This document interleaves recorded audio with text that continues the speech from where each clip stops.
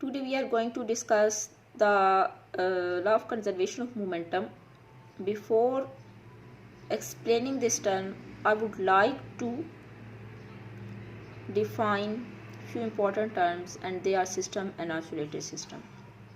तो law of conservation of momentum को समझने के लिए हमें जो है ऑसिलेटेड सिस्टम को पता होना चाहिए, लेकिन उससे पहले जो है हमें सिस्टम को डिफाइन करेंगे कि एक्चुअली ये सिस्टम जो टर्म है इसका फिज़िक्स की लैंग्वेज में क्या मीनिंग है। तो सिस्टम ग्रुप है मुख्तलिफ ऑब्जेक्ट्स का, कलेक्शन है मुख्तलिफ ऑब्जेक्ट्स का, और वो ऑब्जेक्ट्स जहाँ पड़े हुए हैं, ठीक है, वहाँ कोई ना कोई कुछ बाउंड्रीज होंगी। तो सिंपली हम डिफाइन करते हैं कि सिस्टम जो है दो या दो से ज़्यादा अशिया मिलकर सिस्टम बनाती हैं, और सिस्टम की कोई ना कोई बाउंड्रीज होती हैं। तो ऐसी अशिया कि जो कि अंडर ऑब्जर्वेशन है, जिसको हमने स्टडी करना है या जिन पे हमारा फोकस है, तो उनको हम नाम देंगे सिस्टम का। ठीक है, सिंपल सी डेफिनेशन है सिस्टम की।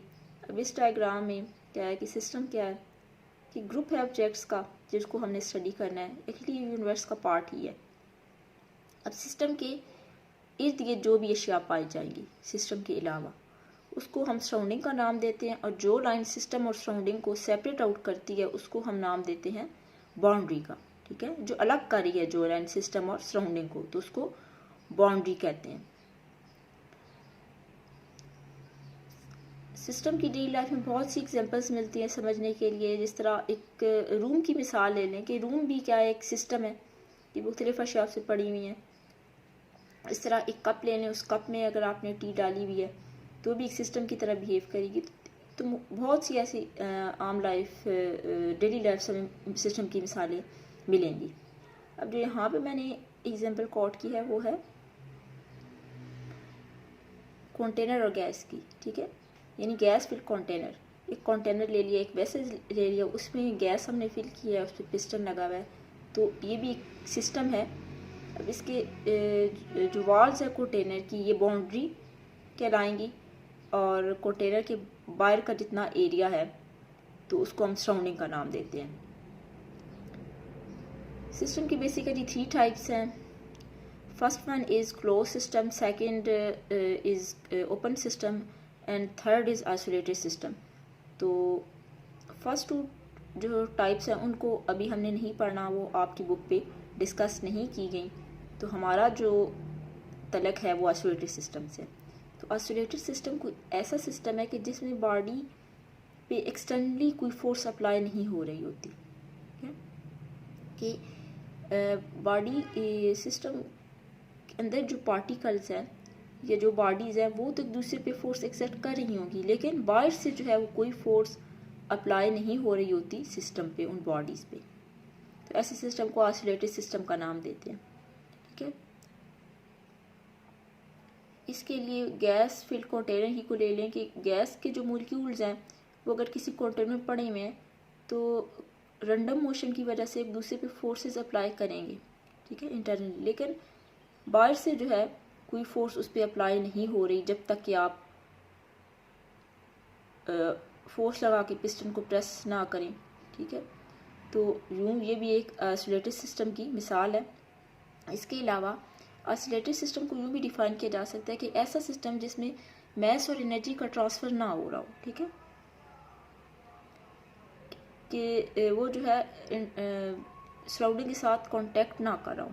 जिस तरह अब ये बोतल है, बोतल में चाहे तो आप गर्म पानी डाल दें, ठंडा पानी डाल दें, या गर्म चाय डाल दें। अब आपने इसको कवर जब तक कवर किया ढकने की मदद से, तो ना तो हीट इसमें इंटर हो सकेगी, ना हीट जो है बाहर निकल सकेगी। ठीक है, तो यूँ ये भी जो है वो एक आइसोलेटेड सिस्टम कहलाएगा। अब आइसोलेटेड सिस्टम से हट के अगर मैं आपको एक मिसाल दूँ कि जिस तरह अभी मैंने थोड़ी देर पहले कहा कि चाय को एक कप में अगर आपने डाला है तो स्टार्ट में वो गर्म थी। ठीक है, अब वो चाय जो थी वो इंटरेक्ट करती है सराउंडिंग के साथ, कि उससे देखेंगे कि स्टार्ट से उसके जो है उसमें से स्टीम निकलना शुरू होगी, तो यूँ ट्रांसफ़र हो रहा है एनर्जी का। थोड़ी देर बाद आप देखेंगे कि चाय का जो टेम्परेचर था वो थोड़ा कम हो गया, ठीक है। तो यूँ वो जो है वो आइसोलेटेड सिस्टम नहीं है, वो एक्चुअली ओपन सिस्टम में आ जाता है। Law of conservation of momentum बहुत बेसिक लॉ है। जिस तरह हम छोटी क्लासेस में हमने जो है law of conservation of energy पढ़ा था और law of conservation of mass पढ़ा था, तो बिल्कुल इसी तरह बहुत बेसिक लॉ है। और डेली लाइफ में भी आप देखेंगे कि इसकी कहीं भी इस लॉ की वायलेशन नहीं हो रही होती। Law of conservation of momentum के मुताबिक जो है आइसोलेटेड सिस्टम के लिए जो मोमेंटम है वो हमेशा सेम रहता है, ठीक है। तो पहली कंडीशन जो है कंजर्वेशन ऑफ लॉ के लिए वो है आइसोलेटेड सिस्टम। तो आइसोलेटेड सिस्टम हम भी पढ़ चुके हैं कि ऐसा सिस्टम जिस पे एक्सटर्नली कोई फोर्स अप्लाई नहीं हो रही होती। हाँ, ये ज़रूर हो सकता है कि उस सिस्टम के अंदर जो बॉडीज़ पड़ी हुई हैं तो वो एक दूसरे पे फोर्स ज़रूर लगाएंगी, लेकिन बाहर से कोई फोर्स, कोई एजेंसी जो है वो उन पे अमल नहीं कर रही होगी। तो यूँ जो उस सिस्टम का मोमेंटम होगा वो सेम रहेगा, ठीक है। कि बॉडी ने जब मूव किया तो वो एक स्टेज आए कि वो टकराएं, तो टकराने से पहले और टकराने के बाद का जो मोमेंटम होगा वो सेम रहेगा, उसमें चेंज नहीं आएगा। इसी बात को समझने के लिए हम जो है वो दो बॉल्स ले लेते हैं, ठीक है। एक को M1 का नाम दे दिया, दूसरी को M2 का नाम दे दिया। ये फिगर से देखा जा सकता है कि जो मास M2 है वो बड़ा है M1 की निस्बत, और M1 वेलोसिटी U1 से मूव कर रहा है और M2 जो है वो वेलोसिटी U2 से मूव कर रहा है। अब ये दोनों मैसेज मूव कर रहे हैं तो एक स्टेज आएगी कि दोनों मैसेज जो है आपस में आके टकराएंगे, ठीक है। मैस और उनकी आपस में कुलयन होगी, तो कुलयन के दौरान जो मैस M1 है वो मैस M2 पे एक फोर्स लगाएगा, जिसकी रिएक्शन के तौर पे मैस M2 भी मैस M1 पे एक फोर्स लगाएगा, ठीक है। सपोज कर लिया कि आफ्टर क्लूजन उन दोनों की वेलोसिटीज़ में कुछ ना कुछ चेंज आया, ठीक है। M1 जो मैस था वो वेलोसिटी V से उसने मूव करना शुरू कर दिया, और जो मैस M2 था उसने वेलोसिटी V2 से मूव करना शुरू कर दिया। अब हमने उन दोनों मैसेज का मोमेंटम देखना है कि इनिशियली दोनों मैसेज का मोमेंटम क्या था और फाइनली उनका दोनों मैसेज का मोमेंटम क्या था। तो इनिशियल मोमेंटम जो मैस M1 का था, ठीक है। तो चूँकि जो मोमेंटम है वो मोमेंटम प्रोडक्ट है मैस और वेलोसिटी का, और इस केस में हमने एक को मैस M1 से रिप्रेजेंट करवाया है और दूसरे को M2 से, उनकी वेलोसिटी को U1 और U2 से रिप्रेजेंट करवाया है। तो यूँ जो इनिशियल मोमेंटम होगा मैस M1 का वो होगा M1 U1, और मैस M2 का जो इनिशियल मोमेंटम होगा वो होगा M2 U2। क्योंकि ये दोनों मैसेज मिलकर सिस्टम बना रहे हैं तो हमने पूरे सिस्टम का जो है वो इकट्ठा लेना है इनिशियल मोमेंटम। तो हम लिखेंगे कि total momentum of the system before collision, तो उन दोनों के मोमेंटम का सम आ जाएगा, ठीक है। M1 U1 plus M2 U2, इस इक्वेशन को कोई नाम दे देना आपने। फिर जो है अभी हमने बात की कि ये दो मैसेज थे जो इन वेलोसिटीज़ के साथ मूव कर रहे थे, ठीक है। और फिर एक स्टेज आई कि वो एक दूसरे से उन्होंने कोलाइड किया, और कुलयन के बाद उनकी वेलोसिटीज़ चेंज हुई। तो अब हमने इनका जो है फाइनल मोमेंटम फाइंड आउट करना है। तो फाइनल मोमेंटम जो होगा वो mv का प्रोडक्ट होगा। चूँकि कुलयन के बाद मैसेज में तो चेंज नहीं आया लेकिन उनकी वेलोसिटीज़ चेंज हुई, तो यूँ जो आपके पास फाइनल मोमेंटम आ जाएगा मैस M1 का वो होगा M1 V1, और मैस M2 का M2 V2, और पूरी सिस्टम का जो होगा वो उन दोनों के मोमेंट मैसेज के मोमेंटम का सम होगा। और इन दोनों इसको नेक्स्ट इक्वेशन को कोई नाम दे दे।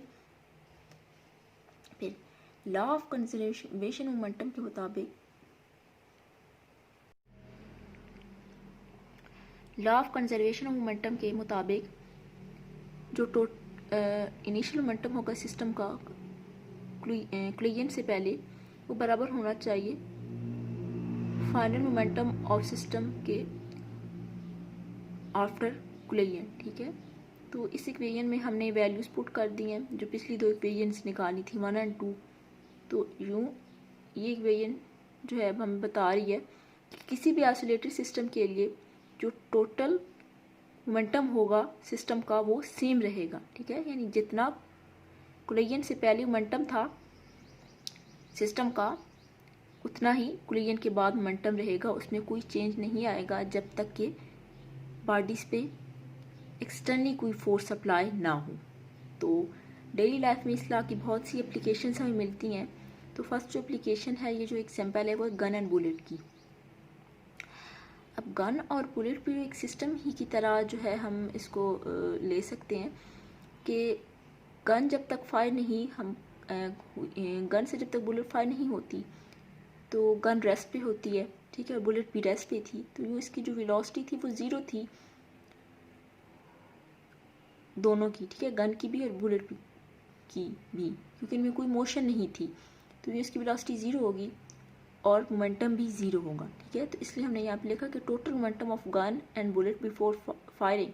तो फायरिंग से पहले गन और बुलेट की का जो मोमेंटम होगा वो ज़ीरो होगा। लेकिन जैसे ही जो है वो आप गन के ट्रिगर पे फोर्स अप्लाई करते हैं तो बुलेट फायर होगी। तो बुलेट फायर होने के बाद जो है वो बुलेट किसी वेलोसिटी से फॉरवर्ड डायरेक्शन मूव करेगी और आपको एक झटका सा फील होगा कि गन जो है वो बैकवर्ड डायरेक्शन में उसने मूव किया है। इसको हम नाम देते हैं रिकॉइलिंग का, ठीक है। बैकवर्ड डायरेक्शन में मूव करेगी और यूँ ये दोनों का कुछ ना कुछ मोमेंटम होगा, ठीक है।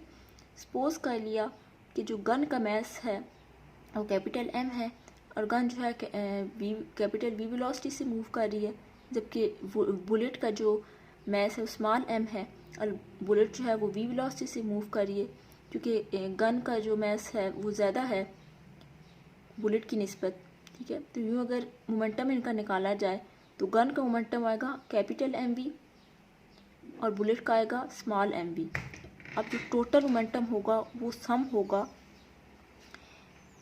गन और बुलेट के मोमेंटम की। तो law of conservation of momentum के मुताबिक जो टोटल मोमेंटम होता है गन और बुलेट का आफ्टर फायरिंग वो बराबर होना चाहिए टोटल मोमेंटम ऑफ गन और बुलेट के बिफोर फायरिंग के।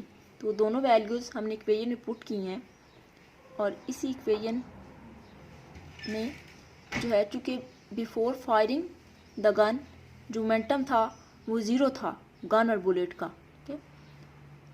अब ये MV को अगर हम इक्वालिटी के इस साइड पे ले आए राइट साइड पे तो इसके साथ नेगेटिव साइन आ जाएगा, क्योंकि यहाँ पे लेफ़्ट साइड पे प्लस था और राइट साइड पे जब इक्वालिटी की दूसरी साइड पे हम लेके जाते हैं किसी भी क्वांटिटी को तो उसका साइन हमेशा चेंज होगा। अब इसी वजह से अगर हम कैपिटल V को फाइंड आउट करना चाहें तो इसके साथ ये जो टर्म है कैपिटल M ये मल्टीप्लाई हो रही है तो दूसरी साइड पे जाके ये डिवाइड हो जाएगी। तो यूँ जो V का एक्सप्रेशन आएगा वो आएगा negative MV divided by M, ठीक है। नेगेटिव साइन ये शो कर रहा है कि जो गन की वेलोसिटी है वो ऑपोजिट है बुलेट की वेलोसिटी के, ठीक है। यानी गन जो है वो ऑपोजिट डायरेक्शन में मूव करेगी, बुलेट जिस डायरेक्शन मूव करेगी उसके ऑपोजिट डायरेक्शन में मूव करेगी गन, ठीक है। बुलेट ने फॉरवर्ड मूव किया जबकि जो गन थी उसने बैकवर्ड मूव किया, ठीक है। तो ये नेगेटिव साइन उसको शो कर रहा है। अब नेक्स्ट जो एग्जांपल है वो एयर फिल्ड बैलून। आप एक गुब्बारा ने उसमें आप हवा बने, जब तक आपने इसकी नोक को पकड़ा हुआ है अपने हाथ में तो ये गुब्बारा रेस्ट पे होगा। रेस्ट पे होगा तो ये कोई डिस्टेंस कवर नहीं करेगा, इसकी वेलोसिटी ज़ीरो होगी और इसका मोमेंटम भी ज़ीरो होगा। लेकिन जैसे ही आप इस गुब्बारे को छोड़ते हैं तो गुब्बारे से पीछे की तरफ से हवा निकलना शुरू हो जाती है और गुब्बारा आगे की तरफ मूव करना शुरू कर देते हो। तो इसका मतलब है कि अब जो है वो किसी न किसी वेलोसिटी से गुब्बारा मूव कर रहा है और अब इसका कुछ मोमेंटम है, ठीक है। मोमेंटम इसकी वेलोसिटी चेंज हो रही है तो इसका मोमेंटम भी चेंज हो रहा है। अब होगा क्या कि जब गुब्बारा जो है वो